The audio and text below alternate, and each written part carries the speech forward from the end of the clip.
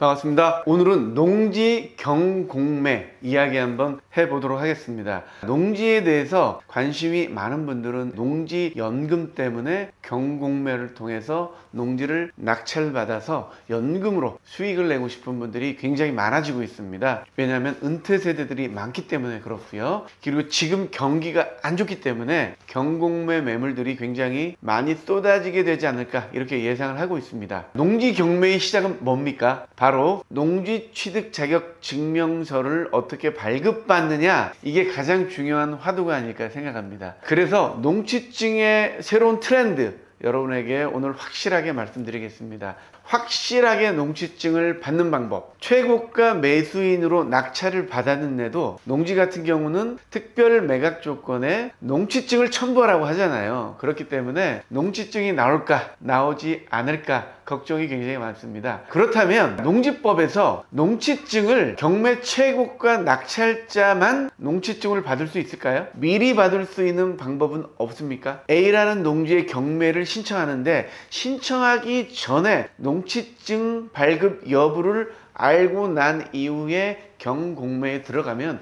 굉장히 마음이 편하잖아요. 경매를 신청해서 농지를 낙찰받아서 농업인이 되려는 자, 주말체험 용농을 하는 자는 농취증 발급 대상이 아닐까요? 경공매 낙찰 전에 미리 농취증을 받을 수 있는 근거를 여러분에게 알려드리도록 하겠습니다. 네이버로 가도록 하겠습니다. 네이버에서 농지법을 검색해 주시고요.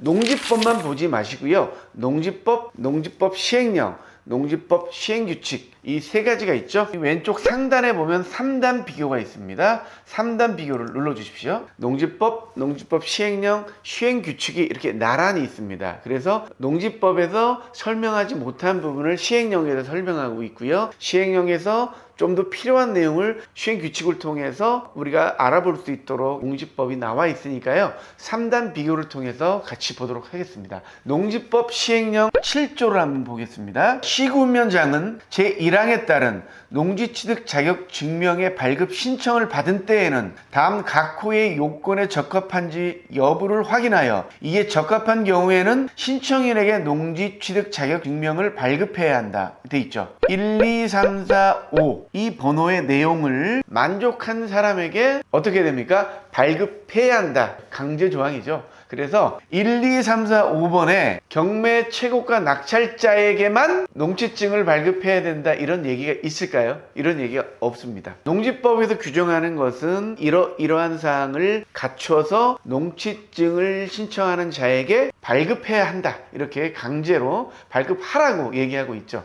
농지법 시행규칙 7조입니다.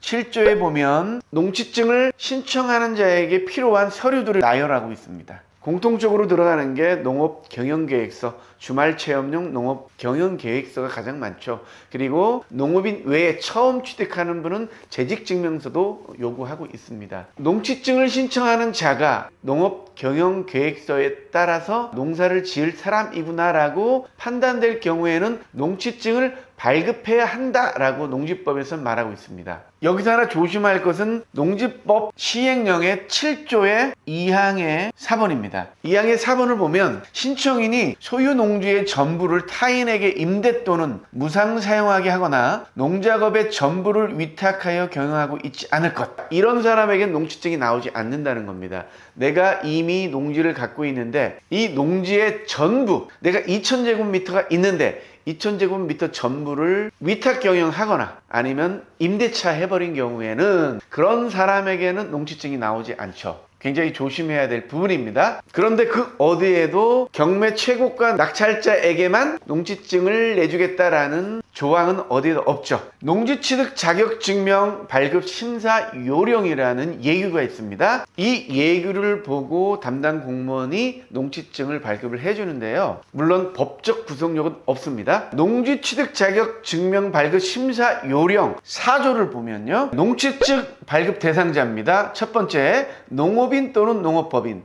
두 번째, 농지취득 자격증명 신청 당시 농업 경영을 하지 아니하는 자가 자기 농업 경영에 이용하고자 하여 농지를 취득하려는 자입니다. 그리고 4조입니다.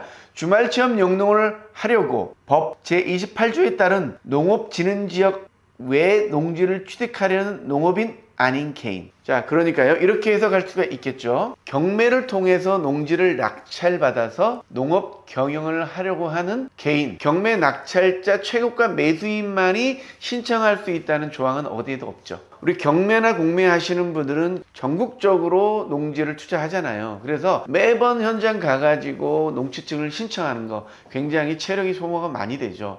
그리고 무엇보다도 농지증이 나오기 전까지는 굉장히 겁이 많이 나는 거죠. 10% 몰수당할 수가 있지 않습니까? 이런 걱정하지 마시고 이제 경공매 농지증 트렌드는요, 낙찰 받기 전에 미리 신청하는 겁니다. 어떻게 해요? 미리 농지증이 나오는지 안 나오는지 확인하는 거죠. 왜냐하면 농지법에 경매 최고가 낙찰자만 농지증을 내주겠다는 조항은 어디에도 없기 때문에 담당자들이 거부할 수가 없습니다. 미리 농지증을 발급해 달라고 요청해 주시기 바라겠습니다. 자, 그렇다면 농지법 시행령으로 가도록 하겠습니다. 7조 1항에 보면요, 전자적인 방법을 활용하여 제출할 수 있다. 농지증 발급하려는 자는 농지증에 관련된 모든 서류를 전자적인 방법으로 제출을 할 수 있고요, 제출한 내용들이 적합하면은 농지증을 내줘야 된다는 거죠. 경락자만이 농지증을 받을 수 있는 게 아니고 미리 받을 수 있다는 겁니다. 이 농지법을 잘 공부해 주셔가지고 만약에 거부한다면 어떤 근거로 거부하는지 농지법에서 조문을 찾아달라고 요구를 하시기 바랍니다. 그리고 찾지 못하겠으면 발급을 해달라고 요구를 해야 되는 거죠. 그렇다고 싸우라는 얘기는 절대 아닙니다. 공무원하고는 친절하게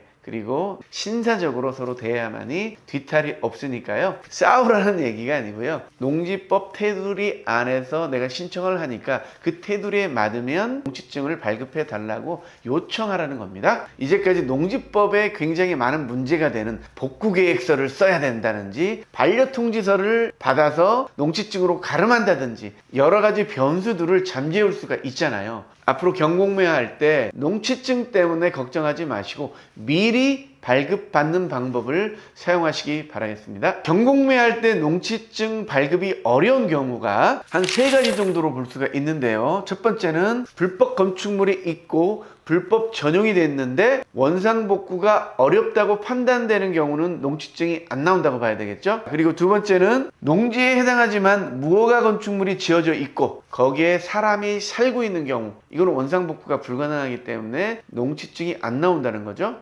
미발급이 된다는 겁니다. 이렇게 된 경우에는 몰수되는 거죠. 그리고 농지에 해당하지만 농지에 묘지가 굉장히 많은 경우, 이런 경우도 사실은 농지증이 안 나올 가능성이 굉장히 많죠. 그래도 이런 3가지 경우는 농지증이 미발급될 가능성이 굉장히 많기 때문에 이런 경공매 물건 같은 경우는 어떤 점을 확인해야 되는지 여러분에게 다음 시간에는 말씀드리도록 하겠습니다. 오늘의 주된 내용은 뭡니까? 오늘의 주된 내용은 농지증을 미리 발급받아서 농지 경공매할 때 마음 편하게 임하자, 이겁니다. 농지법 시행령 7조와 농지법 8조 그리고 농지취득자격 증명발급 심사 요령 4조입니다. 이 4조를 근거로 미리 발급해 달라고 요청하시기 바라겠습니다. 아직 전국 시군구 담당자들이 이 내용을 모를 수가 있습니다. 그래서 무조건 농지를 낙찰 받은 다음에 신청하라고 많이 할 겁니다. 그럴 때 싸우지 마시고요. 그런 규정이 농지취득자격증명 발급 심사 요령이 있느냐,